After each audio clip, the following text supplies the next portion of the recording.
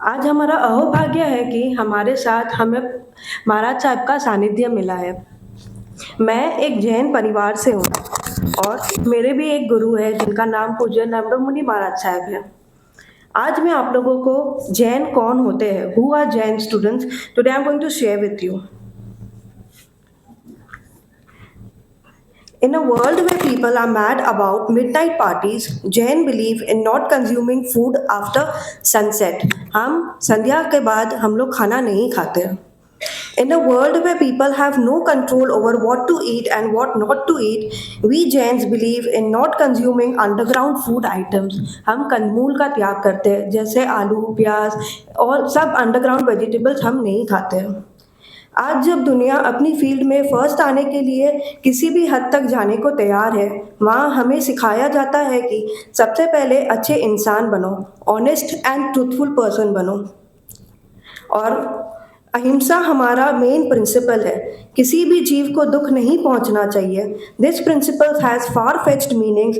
मतलब हम दिवाली में कोई भी क्रैकर्स नहीं जलाते हैं, हम होली में कम से कम पानी वेस्ट हो सके वैसे खेलते हैं। वैसे तो हमें खेलनी ही नहीं चाहिए, बट अगर खेलते हैं तो हमें पानी के जीवों की भी रक्षा करनी चाहिए, यही सिखाया जाता है। So being a Jain it has taught me on कैसे माइक्रो लेवल में सोचना चाहिए। सब कहते थे खाओ पियो ऐश करो क्योंकि ये ज़िंदगी वापस नहीं मिलेगी, पर मैं कहती हूँ मुझे दोबारा चाहिए ही नहीं क्योंकि मुझे मोक्ष जाना है। जय जिनेन्द्र।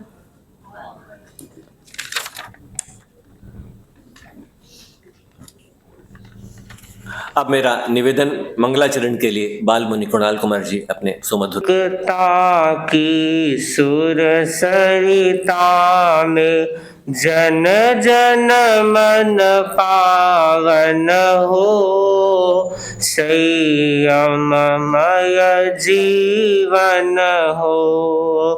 अपने से अपना अनुशासन, अणुव्रत की परिभाषा, वर्ण जाति या संप्रदाय से मुक्त धर्म की भाषा, छोटे छोटे संकल्पों से मानस परिवर्तन हो, संयममय जीवन हो।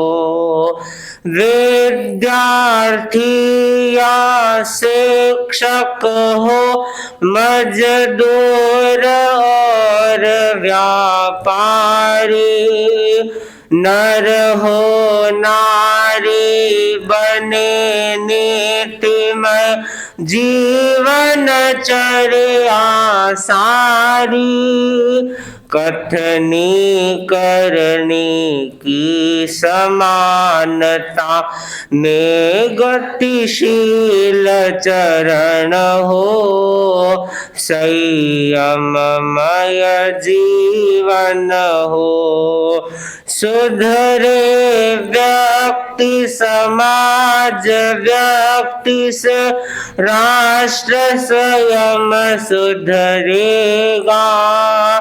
तुलसी अणुव्रत सिंहनाद सारे जग में प्रसरेगा। मानवीय आचार संहिता में अर्पित तन मन हो, संयममय जीवन हो।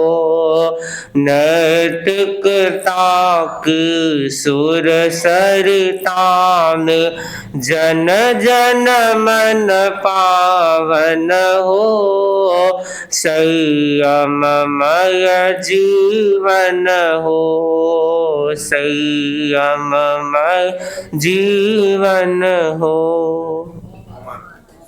विनम्र कट जाकर अहिंसा के अवतार भगवान महावीर स्वामी के चरणों में कोटि से वंदन। युग प्रदान आचार्य श्री महासमुद्र के श्री चरण में कोटि से वंदन। मुनिवृंद, प्रिंसिपल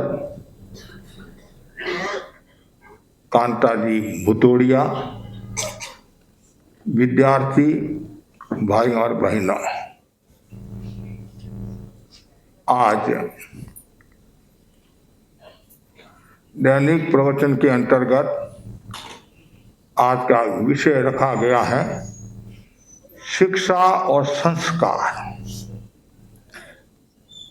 प्रभु महावीर की वाणी है, अह पंचेंग ठाणेंग येंग शिक्षा न लब्बई थम्बा कुहा पमा एणे रोगेना लस एणिये। जीवन विकास का महत्वपूर्ण घटक है शिक्षा।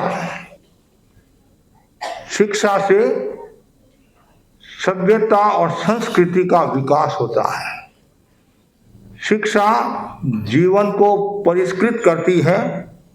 शिक्षा से सत्संस्कार, सच्चरित्र का विकास होता है।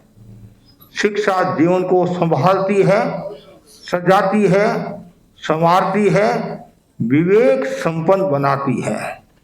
शिक्षा सत्यं शिवं सुंदरम का समन्वित रूप है। शिक्षा से आत्मविश्वास बढ़ता है और आत्मविश्वास से व्यक्ति अंतर्दृष्टि संपन्न बनता है, जिसके जीवन में संकल्प शक्ति, इच्छा शक्ति, एकाग्रता की शक्ति होती है। वही व्यक्ति शिक्षा को प्राप्त होता है। शिक्षा जीवन का अभिन्न अंग है और शिक्षा के बिना हमारा जीवन कोरा कागज है। हमारा जीवन रेगिस्तान के समान है। शिक्षा के अभाव में व्यक्ति हंसी का पात्र हो जाता है। वर्तमान युग में शिक्षा का प्रचलन बढ़ा है और अभिभावक, ज्ञातिजन, माँ बाप, गुरुजन भी शिक्षा पर विशेष ध्यान देते हैं। शिक्षा जरूरी है और शिक्षा यदि नहीं है, जिसको पढ़ना नहीं आता है और कभी कभी वह हंसी का पात्र हो जाता है।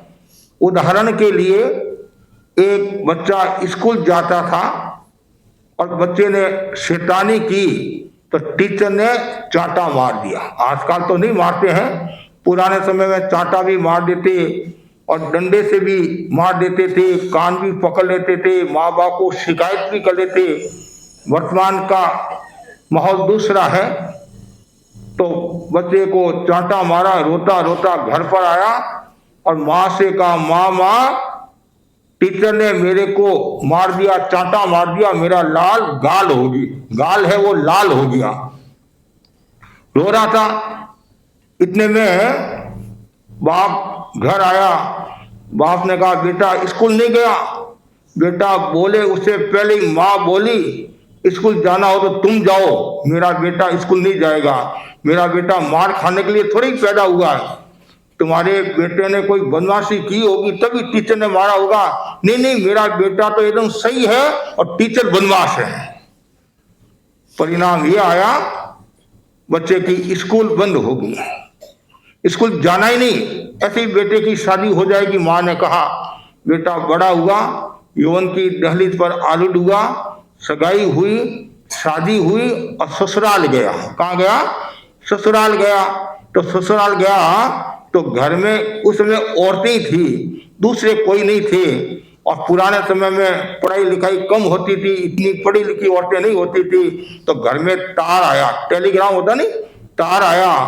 तो जमाई जी ससुराल गए हुए थे, चौक में बैठे थे। औरतों ने सोचा जमाई जी एमए पास होंगे, तो जमाई जी को वो तार पकड़ा दिया। जैसे ही तार देखा, जमाई जी को पढ़ना आता नहीं था, वो अंग्रेजी में था, ABCD भी नहीं आती थी। और जैसे ही तार को हाथ में लिया और जमाई जी रोने लगे। जमाई जी रोने लगे। जैसे ही जमाई जी रोने लगे तो औरतों ने सोचा कोई न कोई मरा है।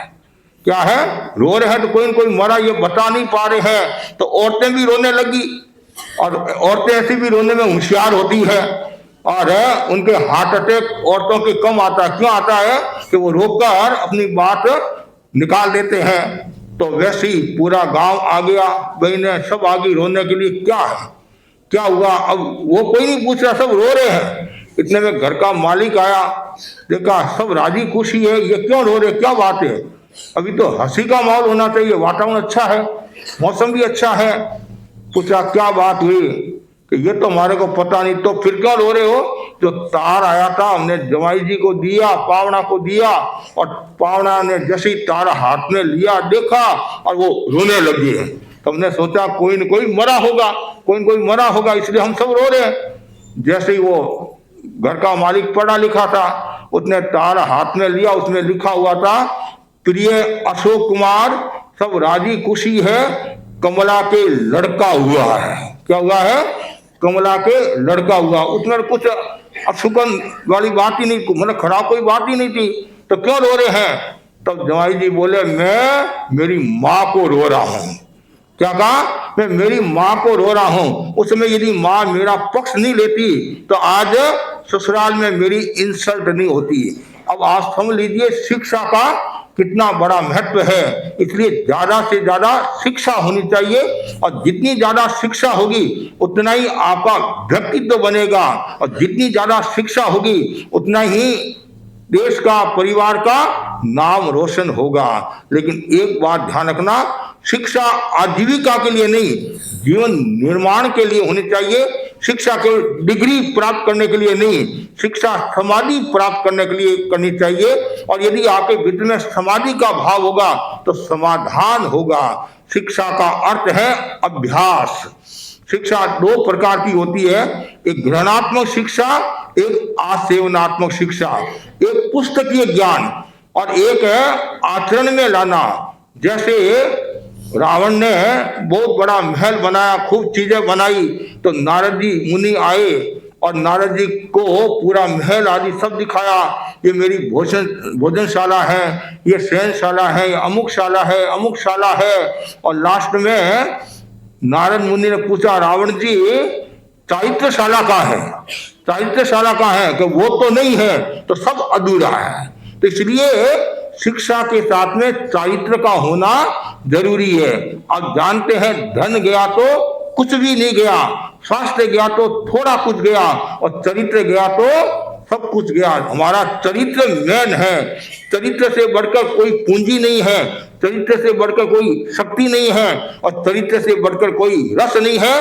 और जिसके पास में चरित्र रूपी धन होता है वो वास्तव में महान आत्मा है।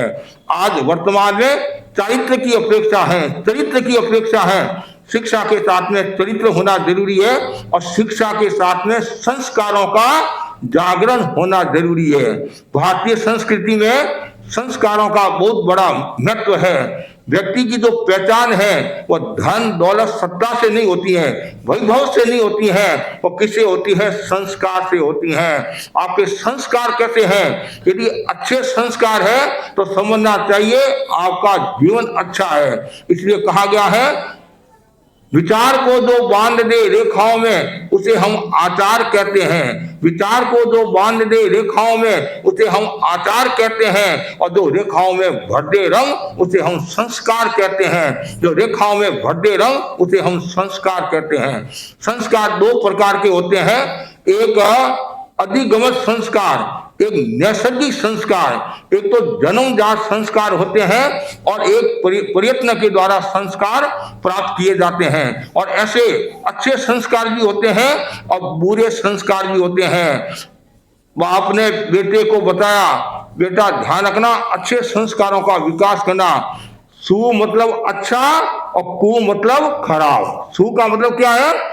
अच्छा, और कु का मतलब खराब। ये ध्यान रखना, जहाँ सु शब्द आगे आए तो समझना चाहिए वो अच्छा है, और कु शब्द आगे आता है तो समझना चाहिए वो खराब है। तो बच्चा था उसने ग्रहण कर लिया। और आप जानते हैं जो बचपन में संस्कार आते हैं वो पचपन में नहीं आते हैं। बच्चा बड़ा हुआ, उसकी भी सगाई हुई, शादी हुई, ससुराल में गया, और ससुर जी ने क्या कहा? आओ कुंवर साहब। कुंवर साहब बोलते नहीं, आओ कुंवर साहब। जवाई जी तपाक से बोले, क्या बोले? कुंवर साहब, मैं कुंवर थोड़ा ही हूं। तो क्या बोलना? आओ सुअर साहब, आओ सुअर साहब। क्यों?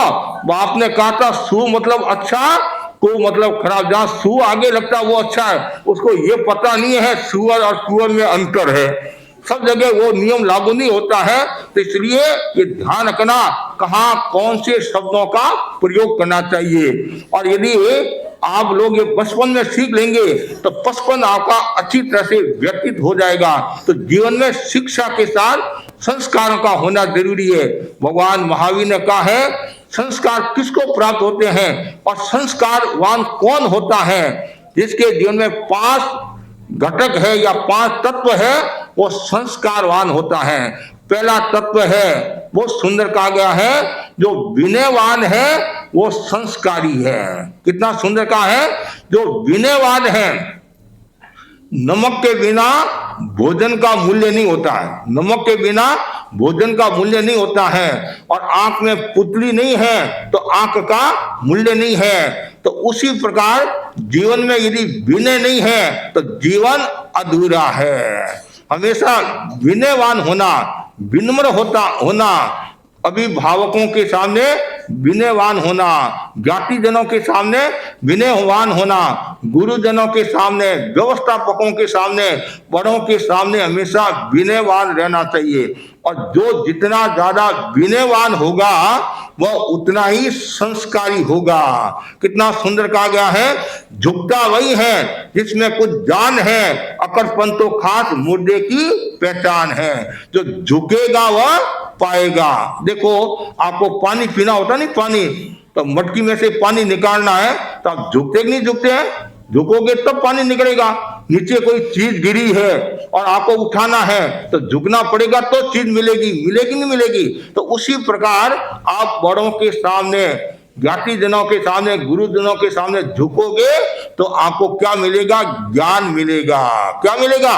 ज्ञान मिलेगा। इसलिए कहा नहीं, विद्या ददाति विनयम, कहते नहीं। तो इसलिए विनय जरूरी है। और यदि आपके भीतर में विनय नहीं है और आपके भीतर में अहंकार है तो समझना चाहिए आप संस्कारवान नहीं हो सकता है आपने डिग्री प्राप्त कर ली, हो सकता है आप बहुत बड़े आगे बढ़ गए, लेकिन जिसके जीवन में अहंकार है उसका पतन होता है। कितना सुंदर का है, अहंकार से आदमी बड़ा नहीं छोटा होता है, खरा नहीं खोटा होता है, और मुखिया नहीं मुखोटा होता है। अहंकार पतन की निशानी है। तो मैं बच्चों को भी कहना चाहता हूं, कभी भी जीवन में अहंकार मत लाना। मैं बड़ा, मैं होशियार। हमें होशियार नहीं होना है, हमें समझदार होना है। होशियार और समझदार में अंतर है। जो होशियार होता है अपने आप को एक्स्ट्रा ऑर्डिनरी समझता है, वो कभी मार भी खा सकता है। और लेकिन जो समझदार होता है वह ऊंचाई को प्राप्त होता है, शक्ति संपन्न होता है। इसलिए होशियार नहीं समझदार होना है। कुछ बच्चे होते नहीं, मैं होशियार हूँ, देखो मास्टर साहब जी मैं कक्षा में फर्स्ट आया हूँ, पापा मैं कक्षा में फर्स्ट आया हूँ। और कुछ इतना अपने आप को एक्स्ट्रा ऑर्डिनरी समझते हैं तो उनके जो साथी है, जो कक्षा के जो विद्यार्थी हैं, उनको भी वो गौण कर लेता है कि इनमें कोई खास बात नहीं है, पढ़ा लिखा नहीं है, मैं होशियार हूं। कभी अहंकार मत करना। जो अहंकार करता है वो पतन को प्राप्त होता है, वो संस्कारवान नहीं होता है। टीचर ने एक लड़कों को पूछा, बताओ सबसे अच्छा अंडा कौन देता है? सबसे अच्छा अंडा कौन देता है? एक लड़का खड़ा हुआ, सर मैं बताना चाहता हूं। तो बताओ भाई कौन देता सबसे अच्छा अंडा? तो वो लड़का बोला, सर सबसे अच्छा अंडा आप देते हो। क्या कहा? आप देते हो। सर ने एक चांटा मारा, मूर्ख तू मेरे को मुर्गी बनाता है। तो वह गणित की कॉपी लेकर आया, सर देखो ये 1 अंडा, ये 2 अंडा, ये 3 अंडा। मुर्गी तो सफेद अंडा देती है और आप लाल लाल अंडे देते हैं। क्या देते हैं? लाल लाल अंडे देते हैं। गोल गोल डंडा, गोल गोल अंडा और मास्टर जी का डंडा। तो अब मास्टर भी देखता रह गया, ये बच्चा जोरदार निकला। लेकिन जोरदार तो था, लेकिन बच्चे के जो स्वरों में, जो शब्दों में वो अहंकार था। क्या था? विनम्रता नहीं थी, अहंकार था। इसलिए कभी भी अहंकार नहीं करना। अहंकार कौन करता है? मैं कौन करती है? बकरी करती है, मैं बकरी करती है, उसका गला काटा जाता है, और मैना पक्षी होता है, उसका मूल्य बढ़ जाता है। कितना सुंदर कहा है, कभी मैं नहीं करना, मैं होशियार, मेरा बाप बहुत पैसा वाला है, मेरा बंगला बहुत जोरदार है, कभी मैं नहीं करना, अहंकार नहीं करना, हमेशा हाथ ऐसे रखना चाहिए। हमारे जो बड़े गुरुजी है ना, आचार्य महासमुंद जी है, उनको कभी भी देखो हमेशा हाथ व रत्नादि मुनियों के प्रति और हमेशा हाथ ऐसे रहते हैं। जो हाथ ऐसे रखता है उसका मूल्य बढ़ जाता है, और जो हाथ ऐसे नहीं रखता है, ऐसे हाथ रखता है, उसका मूल्य घट जाता है। जैसे अभी हम स्कूल में प्रवेश किया तो हमारे वाइस प्रेसिडेंट भुतोड़िया जी कांता भाई ने कहा रुको, हमारे बच्चे आपका स्वागत करना चाहते हैं, और कितनी विनम्रता के साथ में और कितनी मतलब सहजता के साथ और मधुरता के साथ में गीत का संगान किया। और पता चल जाता है, एक अहंकार में आदमी बोलता है और एक विनम्रता में बोलता है, तो पता चल जाता है। इसलिए हमारे भीतर में हमेशा विनय का भाव होना चाहिए। कैसी भी परिस्थिति आ जाए, आपके पास में धन है या नहीं, पढ़ाई है या नहीं है, विनय है तो आपके पास में सब कुछ आ जाएगा। और जो विनयवान होता है वो कभी न कभी प्रधानमंत्री, राष्ट्रपति भी बन सकता है। और जो अपने आप को एक्स्ट्रा ऑर्डिनरी समझता है तो कभी नीचे भी चला जाता है। ये पहला सूत्र है संस्कारवान बनने का। और दूसरा जो सूत्र बताया बहुत सुंदर है, वह है सहिष्णुता। क्या है? सहन करो। हमारे गुरुदेव महाप्रज्ञ जी ने कहा था, सहन करो, सफल बनो। यदि आपको परीक्षा में सफल होना है, परिवार में सफल होना है, उन्नति करना है, आगे बढ़ना है, तो क्या करना पड़ेगा? आपको सहन करना पड़ेगा। सहन का मतलब क्या है? कष्टों को सहन करना। यदि किसी ने आपको गाली भी दे दी, चाटा भी मार दिया, उपालम भी दे दिया, डांट भी लगा दी प्रिंसिपल ने या टीचर ने, उसमें गुस्सा नहीं करना। उसमें यह सोचना ये मेरे मतलब गार्जियन है, ये मेरे अभिभावक है, ये मेरे हित के लिए करे हैं, मेरे आत्मा के विकास के लिए करे हैं, और ये मेरे व्यक्तित्व विकास में सहयोगी बन रहे हैं। कभी भी गुस्सा नहीं करना। आप जानते हैं क्रोध क्षणजीवी होता है और परिणाम चिरंजीवी होता है। क्षण भर के लिए गुस्सा आया और कभी कभी गलत कदम उठा देते हैं। हम ये सुनते हैं, थोड़ा सा मम्मी ने कुछ कहा, पापा ने कुछ कहा, गुरुजनों ने कुछ कहा, और आप गलत कदम उठा देते हैं। आगे नानी का घर नहीं है जो आपको दही बाटिया मिल जाएगा, और यहाँ तो थोड़ा दुख है। और मरकर यदि आप पशु योनि में चले गए, मरकर यदि नरक में चले गए, तो वापिस आपको मनुष्य का जन्म मिलना मुश्किल है। इसलिए कहा गया थोड़ा सहन करो, और जो जितना ज्यादा सहन करेगा उतना ही वो सफल होगा और संस्कारवान होगा। सहन कौन कर सकता है? जिसकी हड्डियां मजबूत होती नहीं, हड्डियां मजबूत होती हैं, अस्थि मजबूत होती है, वही सहन कर सकता है। और सहन कौन कर सकता है? जो अपना विकास चाहता है वही सहन कर सकता है। और जिन्होंने सहन किया वो आगे बढ़ गए, और जिन्होंने सहन नहीं किया वो पीछे रह गए। कितना सुंदर कहा है, जो सहता है वो रहता है और शेष गिर जाते हैं। आपने बुद्ध का नाम सुना, ईसा मसीह का नाम सुना, मोहम्मद साहब का नाम सुना, कबीर जी का नाम सुना, भगवान महावीर का नाम सुना, और भी महापुरुषों के आपने नाम सुने होंगे हैं। तो उनके जीवन में कितनी सहनशीलता थी, उनके जीवन में कितने कष्ट आए, कितने उतार चढ़ाव आए। आप जानते हैं अंग्रेजी में भी कहा गया है, नो क्रॉस नो क्रॉन। जिसके जीवन में संघर्ष नहीं आता है वो कभी महान नहीं होता है, वो कभी आगे बढ़ नहीं सकता है। इसलिए कहा गया है संघर्ष से सिंहासन की प्राप्ति होती है, और जो जितना ज्यादा सहन करेगा उतना ही वह आगे बढ़ेगा। घर परिवार में भी सहनशीलता जरूरी है।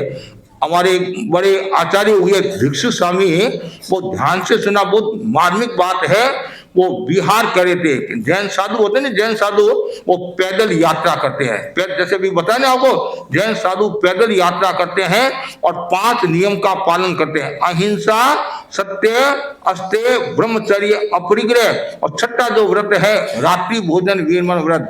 साधु रात को भी भोजन नहीं करते हैं, सूर्यास्त से लेकर सूर्योदय तक न भोजन है, न पानी है, न दवाई, कुछ भी नहीं है। और हम पैदल यात्रा करते हैं और बाहर का प्रयोग नहीं करते हैं, खुद का वजन खुद उठाते हैं। और गोष्ठी जो भोजन है वो भिक्षा विधि हमारी घरों में से थोड़ा थोड़ा भोजन लाते हैं और हम ग्रहण करते हैं, ताकि किसी के ऊपर वजन नहीं पड़े।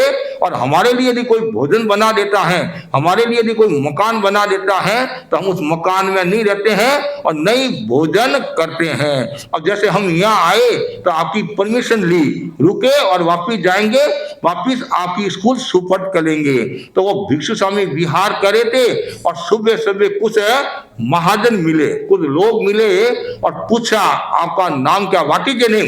व्हाट इज योर नेम तो अभी पूछा, उसमें अंग्रेजी का प्रचलन नहीं था, आपका नाम क्या है। तो भिक्षु स्वामी ने कहा मेरा नाम भिकन है। क्या कहा, मेरा नाम भिकन। अच्छा, तेरापंथी भिकन तुम ही हो? हाँ, मैं ही तेरापंथी भिकन। गजब हो गया, सुबह सुबह तुम्हारा मुंह देखा, मरकर हम नरक में जाएंगे। क्या कहा, नरक में जाएंगे।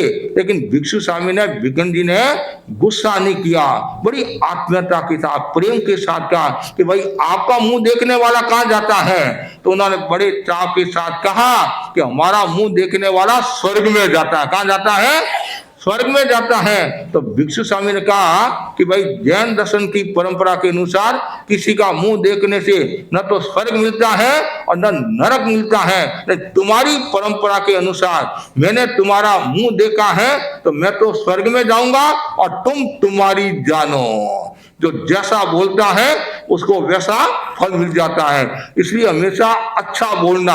अच्छा कौन बोलेगा, शांति के साथ कौन बोलेगा, जिसके दिल में सहनशीलता है।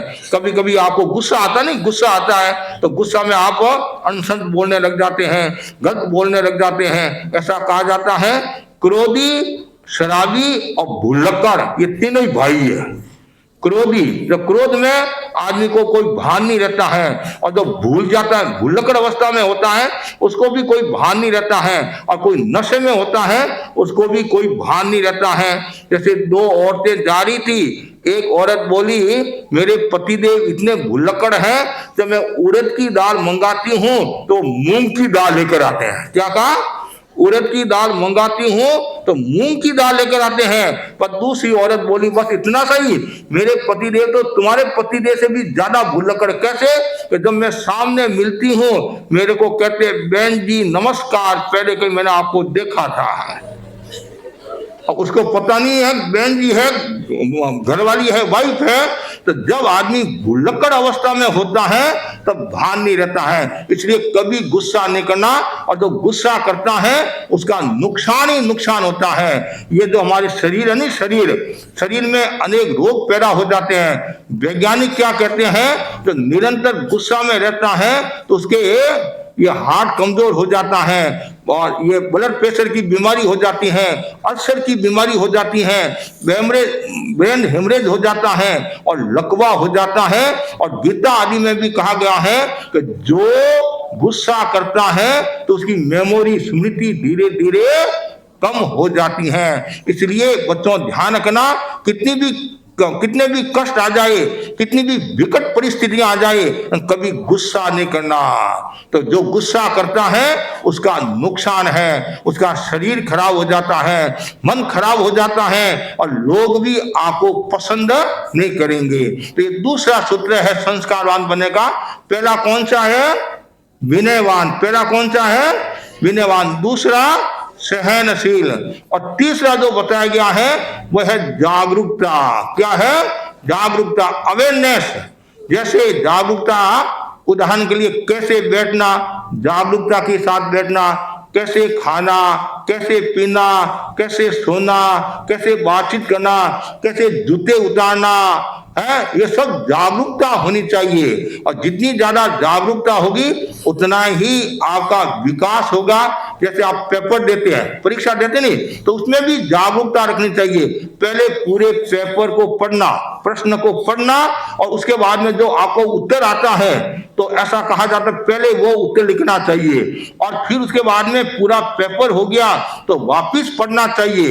कभी कभी क्या होता है, जो क्वेश्चन होता है नहीं, फर्स्ट नंबर सेकंड नंबर, तो आप क्या करते हैं, और सेकंड वाला फर्स्ट कर देते हैं, फर्स्ट वाला सेकंड कर लेते हैं, एक नंबर की जगह 2 नंबर लगा देते हैं। अरे मैंने उत्तर लिख कर आया, लेकिन फिर देखते हैं वो ऊपर नीचे कर दिया, वो प्रमाद हो गया, आलस्य हो गया, जागरूकता नहीं रही। इसलिए जागरूकता जरूरी है, और जितनी ज्यादा जागरूकता होगी उतना आपका व्यक्तित्व बनेगा और उतनी पढ़ाई आपकी तेज होगी। पढ़ाई में भी जागरूकता रखनी चाहिए। आजकल के बच्चे क्या करते हैं, ध्यान से सुनना, बच्चे पढ़ाई भी करते हैं और मोबाइल भी देखते हैं, पढ़ाई भी करते हैं, टीवी भी देखते हैं, पढ़ाई भी करते हैं और साथ में रोटी भी खाते हैं, पढ़ाई भी करते हैं तो किसी के चूंटियां भी भर देते हैं या चांटा भी मार देते हैं। नहीं, पढ़ाई के समय केवल पढ़ाई होनी चाहिए।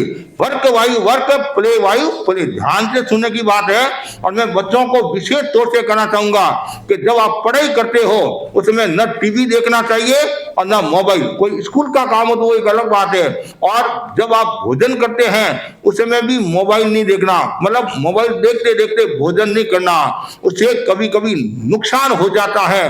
अब उदाहरण के लिए, माँ ने आपको भोजन परोसा और आप मोबाइल में इतने मशगूल है, और कुत्ता आया और रोटी लेकर चला गया और आपको पता भी नहीं चलता है। घर में कोई चोर भी घुस जाता है तो भी पता नहीं चलता है। इसलिए कहा गया है तमुत्ति तब पुरकारे, मतलब खेल के समय खेल, पढ़ाई के समय पढ़ाई। जागरूकता जरूरी है। और अमेरिका के वैज्ञानिक ने कहा है कि जो एक समय में 2 काम करने की कोशिश करता है उसके हार्ट अटैक आने की संभावना रहती है। और भगवान महावीर ने कहा है एक समय में 2 काम होते नहीं है, एक समय में एक ही काम होता है। तो बच्चों को भी मैं कहना चाहूंगा, आप कोई भी प्रवृत्ति करो उसमें जागरूकता रखनी चाहिए। चलते समय जागरूकता रखनी चाहिए। अब रोड क्रॉस करे हैं तो उसमें पूरी जागरूकता, जल्दीबाजी नहीं करना चाहिए। कभी कभी क्या होता है, हम देखते हैं साइकिल चला रहा बच्चा, एक हाथ से तो साइकिल चला रहा है और एक हाथ से हल्लो हल्लो कर रहा है, और बाद में बल्लो बल्लो हो जाता है। बाद में क्या एक्सीडेंट हो जाता है, नुकसान हो जाता है। कितना सुंदर का ध्यान से सुनने की बात है। क्षण भर की गफलत और जिंदगी भर की कैद, क्षण भर की गफलत, जिंदगी भर की कैद, और क्षण भर की सत्संगत बहुत समुद्र से पार लगा देती है। तो ये तीसरा सूत्र है। चौथा जो सूत्र बताया गया है वह है स्वस्थता। मन से, वचन से, काया से स्वस्थ रहना। संस्कारवान कौन होता है? जो मन से अच्छा सोचता है, वचन से अच्छा बोलता है और काया से अच्छी चेष्टा करता है। कैसे? उदाहरण के लिए, आपके मन में दुर्भावना आई, आपके मन में गलत भाव आया तो आपके कर्मों का बंधन हो जाएगा और आप संस्कारवान की श्रेणी में नहीं आओगे। उदाहरण के लिए, जैसे आपके मन में आया, हे भगवान, ये मैडम दूसरी स्कूल में चली जाए, ये प्रिंसिपल और स्कूल में चले जाए, ये पढ़ाती तो नहीं है, खाली हुक्म चलाती है और ऑर्डर देती है। ऐसा कभी नहीं सोचना। ये सोचना हमारा सौभाग्य है कि हमें ऐसी प्रिंसिपल मिली है, ऐसी मैडम मिली है और हमारे विकास में सहयोगी है, हमारे विकास में सहयोगी। देखो भाई, आपको आगे बढ़ना है तो सहन तो करना ही पड़ेगा, सहन करना पड़ेगा। नहीं, आज आप सहन करोगे तो कल आपको भी कोई सहन करेगा। इस हाथ से लो, इस हाथ से दो। जो भी प्रिंसिपल है, टीचर है, वो आपके विकास की बात करेगा। जो व्यवस्थापक है वो भी आपके विकास की बात करेगा। इसलिए कभी भी मन में दुर्भावना नहीं आना। जैसे बच्चे, 2 बच्चे हैं, उनके मन में भी दुर्भावना आ जाती। कैसे? अरे ये बच्चा जब तक स्कूल में रहेगा तो मेरा नंबर नहीं आएगा, ये बहुत इंटेलिजेंट है, ये फर्स्ट आता है, और ये दूसरी स्कूल में जाएगा तो मैं कक्षा में फर्स्ट आ जाऊंगा। ऐसा नहीं सोचना। ये सोचना हमारी स्कूल का गौरव है। ये बच्चा कितना होशियार है, कितना आगे बढ़ रहा है। और यदि कोई भी बच्चा फर्स्ट आता है, कोई भी बच्चा फर्स्ट आता है तो आपको कितनी खुशी होती है, होती नहीं होती है कि हमारी अभिनव भारती स्कूल का बच्चा फर्स्ट आया है और मेरिट में नंबर आया है। तो कभी भी दुर्भावना नहीं आनी चाहिए, हमेशा अच्छे भाव आना चाहिए।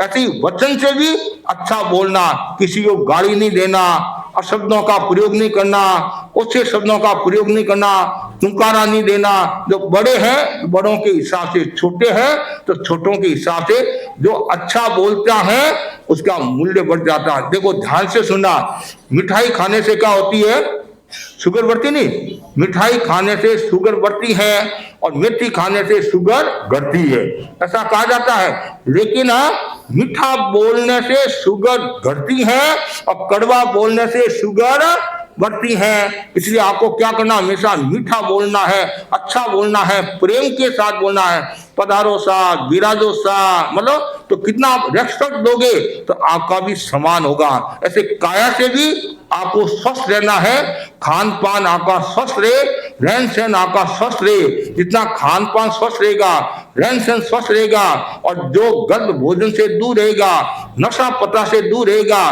तो वो हमेशा स्वस्थ रहेगा। और संस्कृत में भी कहा गया है, स्वस्थ कौन, स्वस्थ तिष्ठति स्वस्थ है, जो आत्मा में स्थित रहता है, जो मन वचन काया से जो शुद्ध पवित्र है, वो वास्तव में स्वस्थ होता है। और लास्ट जो बिंदु बताया है संस्कार निर्माण का, संस्कारवान का, वो है श्रमशीलता, मेहनत करना, पुरुषार्थ करना। और जो जितना ज्यादा पुरुषार्थ करेगा उतना ही वो संस्कारवान होगा। आप स्कूल में आते, पढ़ाई के लिए आते नहीं, तो आप जितनी ज्यादा मेहनत करोगे, पुरुषार्थ करोगे, पढ़ाई करोगे, तो क्या होगा, आपको नंबर मिल जाएगा। और पढ़ाई नहीं करोगे तो क्या मिलेगा, लाडू मिलेगा। लाडू मिलेगा कि नहीं मिलेगा। तो इसलिए पढ़ाई पर ध्यान, पुरुषार्थ जरूरी है। केवल पढ़ाई में पुरुषार्थ नहीं, खुद का काम खुद को करना चाहिए। हमारे जितने महापुरुष हुए उन्होंने ये बहुत बड़ा एक सूत्र दिया है, स्वावलंबन का, श्रम जीविका, मतलब खुद श्रम करो, स्वावलंबन। और जो जितना ज्यादा स्वावलंबन का जीवन जिएगा और जितनी मेहनत करेगा, पुरुषार्थ करेगा, वो उतना ही आगे बढ़ेगा। बहुत सुंदर कहा गया है, हमारे बड़े संत मोहनलाल जी स्वामी फरमाते थे, जिंदगी को जीने लायक रहने दो, जिंदगी को जीने लायक रहने दो और प्यास को पीने लायक रहने दो। तो मत बन जाओ एयर कंडीशनर, खून को पसीने लायक रहने दो, खून को पसीने लायक रहने दो। और जो जितना ज्यादा श्रम करेगा उसकी शैया उतनी ही कोमल होगी। देवता किसका सेवक करते हैं, जो श्रम करता है, मेहनत करता है, तो देवता उसका सेवक करते हैं। घर में भी देखो, जो मेहनत करता है उसका सेवक करते हैं। हमारे पुराने संत फरमाते थे कि जो आलसी आदमी होता है, जो श्रम विहीन होता है, उसका कभी सहयोग नहीं करना चाहिए और वो और ज्यादा आलसी हो जाएगा। और जो आलसी होता है उसका तन मन भाव सब खराब हो जाता है। इसलिए हमेशा श्रम करो और जो जितना ज्यादा श्रम करेगा उतना ही वो संस्कारवान होगा और शक्तिवान होगा। तो ये संस्कार 5 सूत्र बताए हैं। ये 5 सूत्र यदि आपके पास में है तो आप संस्कारवान हो और साथ में आपकी पढ़ाई भी बढ़ेगी। पढ़ाई किसको आती है, जो विनम्र होता है, जो सहिष्णु होता है, जो जागरूक होता है, जो स्वस्थ होता है और जो श्रमशील होता है, वो पढ़ाई को प्राप्त होता है। तो पढ़ाई का हमारा उद्देश्य क्या है, शिक्षा का उद्देश्य क्या, ध्यान से सुनने की बात है। शिक्षा का उद्देश्य है चित्त की शुद्धि, शिक्षा का उद्देश्य है वृत्तियों का परिष्कार, शिक्षा का उद्देश्य है संस्कारों का संवर्धन। ये हमारा शिक्षा का उद्देश्य है, चैतन्य का जागरण। और हमारा उद्देश्य क्या है, नशा मुक्त जीवन जीना। तो आज मेरे सामने बच्चे बैठे हैं और सब अच्छे बच्चे हैं, सच्चे बच्चे हैं और आपको और विकास करना है, आगे बढ़ना है, इन 5 सूत्रों की आराधना करना। साथ साथ में आप विद्यार्थी हो, पढ़ाई करे हो और सब कक्षा में फर्स्ट आना चाहते नहीं। कक्षा में फर्स्ट कौन आना चाहता है, सब कक्षा में फर्स्ट आना चाहते नहीं, हाँ वेरी गुड। तो उसके लिए क्या करना है, अब मैं आपको प्रयोग बताता हूं, ठीक है, वेरी गुड। अब हाथ ऊंचे नहीं रखना है, हाथ ऊंचे नहीं रखना है। तो अब कक्षा में फर्स्ट आना नहीं और मेमोरी बढ़ाना। किसको मेमोरी बढ़ाना है, सबको मेमोरी बढ़ाना। वेरी गुड, मेरी बात आपके समझ में आ रही है, हाँ वेरी गुड। अब देखो पहला सूत्र ध्यान से सुनना, कान खींचिए बुद्धि बढ़ाइए। किसके? मैडम के कान नहीं खींचने हैं, उनकी बुद्धि बढ़ जाएगी। और इतने जोर से भी कान नहीं खींचने हैं, हाथ में आ जाए। तो कैसे कान खींचना है, ध्यान से सुनना। देखो 1, आपके सबके कान है, हाँ 1, हाँ 1, इसके कान नहीं है, हाँ 1 2 3, 1 2 3, 1 2 3। यह मेमोरी बढ़ाने का महत्वपूर्ण सूत्र है। आपको पता होगा पुराने समय में टीचर कान पकड़ते थे। क्यों कान पकड़ते थे? आप सजग हो जाओ, ये सजगता का प्रतीक है। और दूसरी बात है, सुबह उठने के बाद में आप यदि ये प्रयोग करोगे तो आपकी नींद उड़ जाएगी, फुर्ती आ जाएगी और आपकी मेमोरी बढ़ेगी। अभी नहीं कान खींचने हैं, एक बारी। और अब दूसरा है प्रयोग, ये ज्ञान मुद्रा। ध्यान से सुनना, ये ज्ञान मुद्रा नहीं, ज्ञान मुद्रा। और हमेशा जब भी बैठे हो, कैसे बैठना? सीधा बैठना। जो सीधा बैठता है उसके सब काम अच्छे होते हैं, और जो टेढ़ा बैठता है उसके काम खराब होते हैं। आप टीवी देख रहे हैं, टीवी के ऊपर एक एंटीना होता है, एंटीना होता है नहीं, वो एंटीना यदि सीधा है तो तस्वीर पिक्चर साफ आता है। तो वैसे हमारे शरीर का एंटीना क्या है? रीढ़ की हड्डी। रीढ़ की हड्डी सीधी है तो हमारे सब काम सीधे हैं। कि मनुष्य के पास ही रीढ़ की हड्डी होती है, पशु के पास में नहीं होती है। आप पशु हो, मनुष्य हो? आप कौन हो? पशु, हाँ मनुष्य, ठीक है। तो आपके सबके पास में रीढ़ की हड्डी है, तो सीधा बैठना। कैसे बैठना? सीधा। और दूसरी बात, ये ज्ञान मुद्रा में ध्यान से सुनना, यदि 3 अंगुलियां सीधी, अंगुष्ठ और तर्जनी का अग्रभाग ऐसे मिलाया हुआ, ठीक है, और ऐसे नीचे नहीं होना। नीचे होने से क्या होगा, जो हमारी एनर्जी है वो नीचे चली जाती है, और ऐसे होगा तो एनर्जी ऊपर आएगी। तो ये ज्ञान मुद्रा। दूसरा क्या है? ज्ञान मुद्रा। तीसरा है महाप्राण ध्वनि। ध्यान से सुना बच्चों, महाप्राण ध्वनि। इसमें क्या होता है, सबको श्वास लेना आता है? श्वास लेना सबको आता नहीं। श्वास मुंह से लेना चाहिए, नाक से लेना चाहिए? वेरी गुड, नाक से श्वास लेना। क्यों? नाक से हम जो श्वास लेते हैं, नाक में बाल होते हैं, संवेदी तंत्रिकाएं होती है, तो वो श्वास छन छन कर जाता है। और मुंह से श्वास लेंगे तो मुंह में कीटाणु चले जाते हैं। अब महाप्राण ध्वनि का प्रयोग कैसे करना, मैं आपको बताता हूं। नाक से श्वास लेना और नाक से श्वास छोड़ना, और छोड़ते समय भंवरा होता नहीं, भंवरा जैसे गुंजन करता नहीं, उसी प्रकार गुंजन करना। पहले मैं एक बार प्रयोग करके आपको बताता हूं। जैसे मैं श्वास भर रहा हूं और श्वास छोड़ते हुए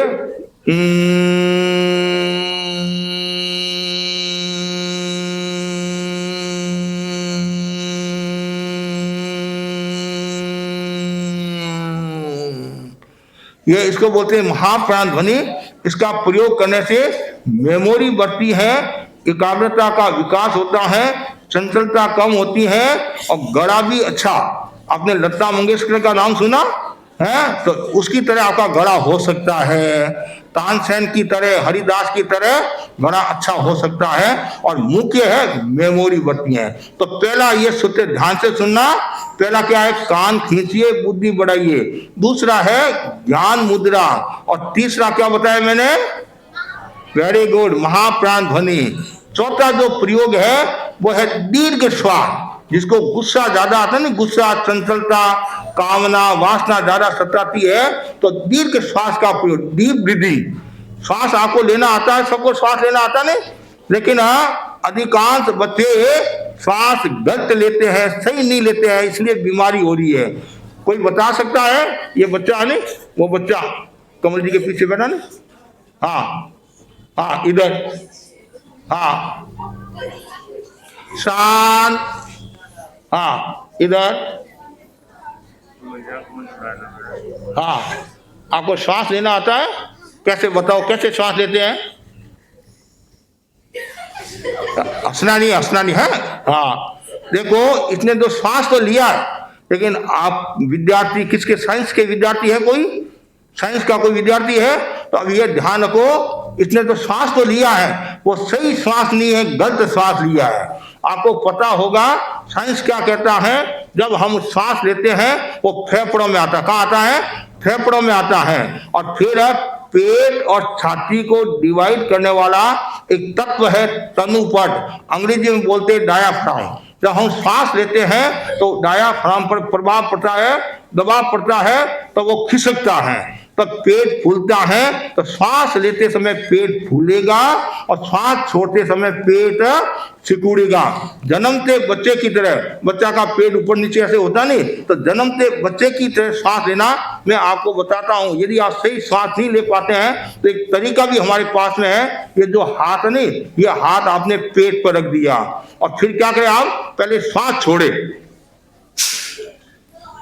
ये सांस छोड़ा, ये पेट अंदर गया, तो सांस छोड़ा तब पेट अंदर गया। जो अंदर गया है, जो कमरे में गया है, उसको बाहर आना पड़ेगा। तो ये बाहर आया। सांस लेते समय पेट बाहर आएगा और छोड़ते समय पेट भीतर जाएगा। ये विशेष ध्यान रखना है। यदि ये प्रक्रिया आपको आ गई, सम्यक सांस लेना आ गया, तो आपकी मेमोरी बढ़ेगी, गुस्सा शांत होगा और सबसे महत्वपूर्ण बात है चंचलता दूर होगी और कंसंट्रेशन, एकाग्रता का विकास होगा। और उसके बाद में एक महत्वपूर्ण प्रयोग है, ये ज्ञान केंद्र नहीं, ये ज्ञान केंद्र पर पीले रंग का ध्यान करना। किसका ध्यान करना? पीले रंग का। और पीले रंग का ध्यान करने से मेमोरी बढ़ती है। क्या बढ़ती है? मेमोरी बढ़ती है। और उसके साथ साथ में भावना, मेरी मेमोरी बढ़ रही है, मेरी मेमोरी बढ़ रही है, मेरी मेमोरी बढ़ रही है। तो मैं 5 मिनट का आपको प्रयोग कराता हूं। आंखें बंद कर ले सब, आई क्लोज, कोई आवाज नहीं करेगा, एंटीना सीधा, ज्ञान मुद्रा, आवाज कोई नहीं करेगा, थोड़ी देर का काम है, बहुत अच्छा। आंखें बंद, 3 बार महाप्राण ध्वनि का प्रयोग करें। हाँ,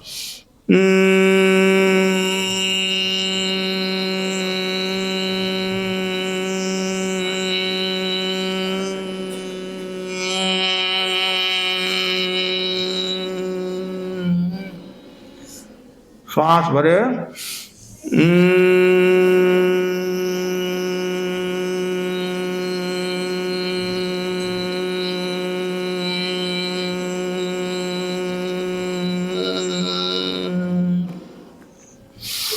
श्वास भरे,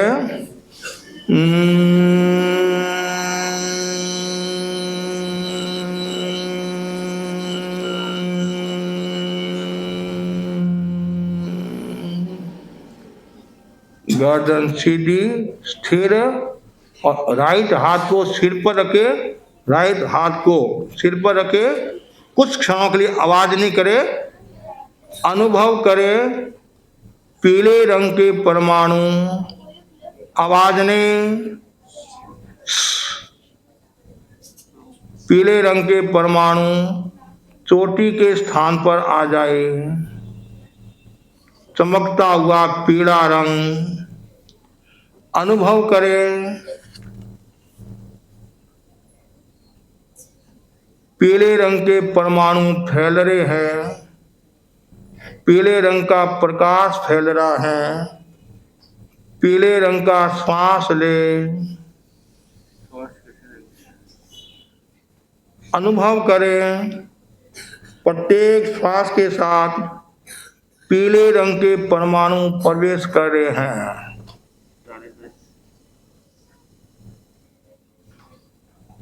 पीले रंग की रश्मियां निकलकर शरीर के चारों ओर फैल रही है। पूरा आभा मंडल पीले रंग के परमाणुओं से भर रहा है। उन्हें देखे, अनुभव करें, ज्ञान तंतु विकसित हो रहे हैं, ज्ञान तंतु विकसित हो रहे हैं, ज्ञान तंतु विकसित हो रहे हैं। मेरी मेमोरी बढ़ रही है, मेमोरी बढ़ रही है।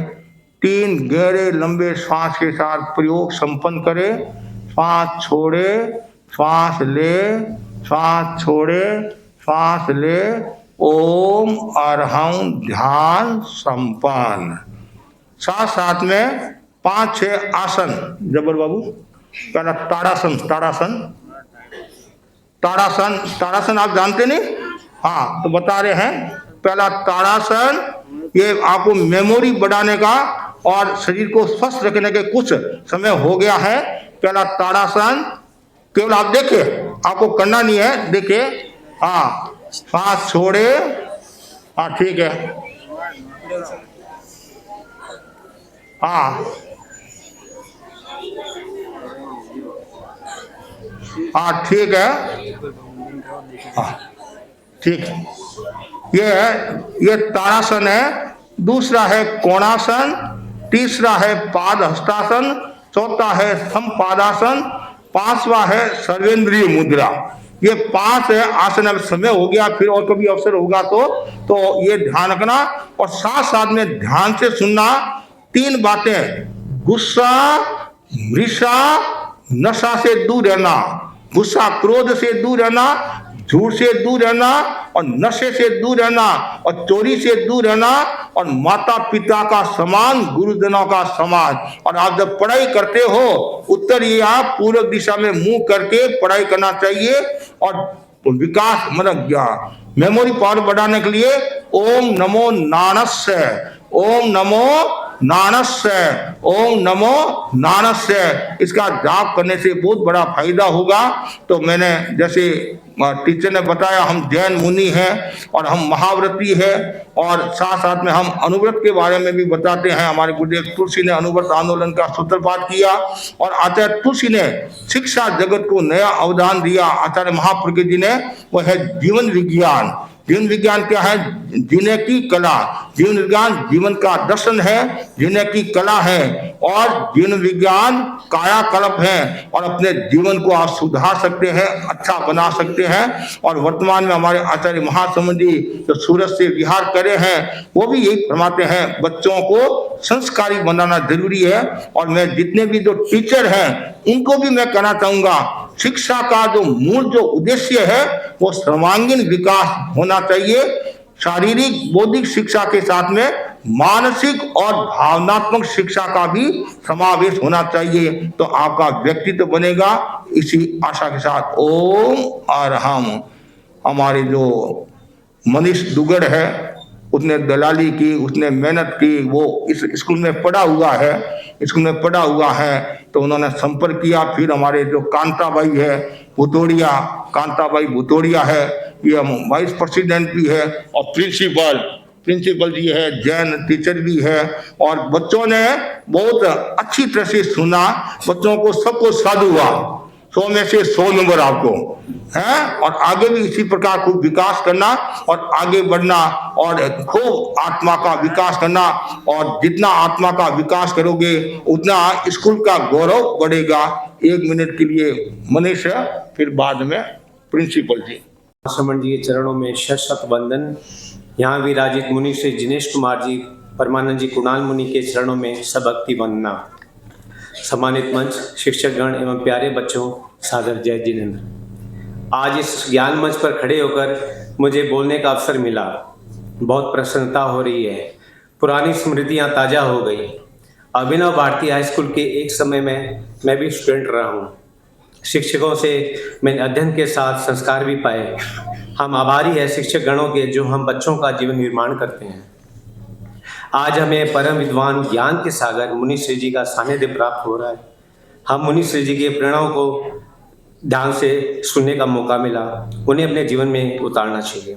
मैंने स्कूल की वाइस प्रेसिडेंट कांता जी Bhutodiya, manager Anand ji sir, principal ma'am से निवेदन किया, आपने एक बार में ही स्वीकृति प्रदान की, बच्चों के लिए एक अप्रतिम अवसर उपलब्ध करवाया, चारित्र आत्माओं के दर्शन का सौभाग्य मिला। पुनः एक बार आप सबका बहुत बहुत धन्यवाद, आभार। ओम अरहम। प्रिंसिपल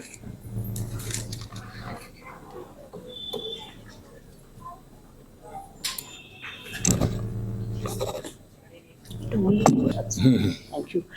हमारे यहाँ एक सब्जेक्ट है, सारे स्कूल्स में है, वैल्यू एजुकेशन। लेकिन वही हम सोच रहे थे, आपको हम सुन रहे थे कि जो वैल्यू एजुकेशन की किताब भी है बच्चों के पास, टीचर्स हैं, हम पढ़ाते हैं, लेकिन आपने इस 1 घंटे में इतनी आसानी से इतना कठिन जो संस्कार के बारे में आपने सीख दी बच्चों को, ये हमें तो सीखने को मिला। आई एम श्योर सारे टीचर्स जो यहाँ पर है, we will be better prepared for our value education classes. Once again thank you so much. मैं सभी को नमस्ते कहते हुए यही कहना चाहती हूँ, कांता जी से, मनीष दुग्गल जी से और तरुण सेठिया जी से और सब जो आए हैं, आपने हमको एक अवसर दिया है। हम तो आपको दिए ही है, लेकिन एक्चुअली मुझे लगता है कि ये अभिनव भारती का सौभाग्य है कि आप सब हमारे यहाँ आए। और वैसे अभिनव भारती अभी आई थिंक 79th ईयर में है ये school. Next year we will be celebrating 80th year. बहुत ही सुंदर 1 घंटा आपने हम सारे बच्चों को दिया है और हम हैरान थे कि सारे बच्चे इतना शांति से आपको सुने। Thank you so much. बस यही मैं कहना चाहती हूँ, thank you so much. I would request 6, 7 and 8 to stay back because today is Indian Constitution Day. So we will be having a preamble reading with the students. Class 5s can leave. Thank you. Thank you. Tarun ji सेठ अभी इधर पड़े हुए हैं, ये भी पड़े हुए हैं।